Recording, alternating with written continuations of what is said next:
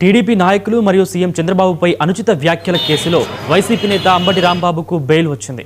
ఈ కేసులో ప్రస్తుతం ఆయన రాజమండ్రి జైల్లో రిమాండ్ ఖైదీగా ఉన్నారు. ఆయనతో మరో కేసులో స్పెషల్ జ్యుడిషియల్ కోర్టు అంబటికి 14 రోజుల రిమాండ్ విధించింది. దీంతో మొదటి కేసులో బెయిల్ లభించినా ఆయన జైలు నుంచి బయటకు వచ్చే అవకాశం లేకుండా పోయింది.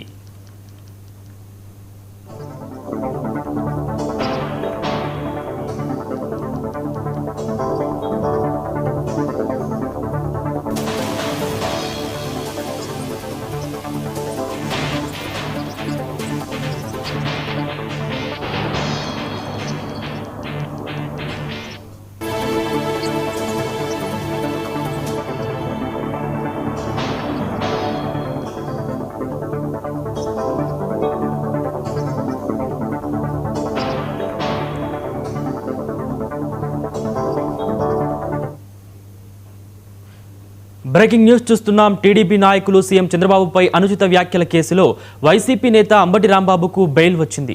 ఈ కేసులో ప్రస్తుతం ఆయన రాజమండ్రి జైల్లో రిమాండ్ ఖైదీగా ఉన్నారు. అయితే మరో కేసులో స్పెషల్ జ్యుడిషియల్ కోర్టు అంబటికి 14 రోజుల రిమాండ్ విధించింది. దీంతో మొదటి కేసులో బెయిల్ లభించినా ఆయన జైలు నుంచి బయటకు వచ్చే అవకాశం లేకుండా పోయింది.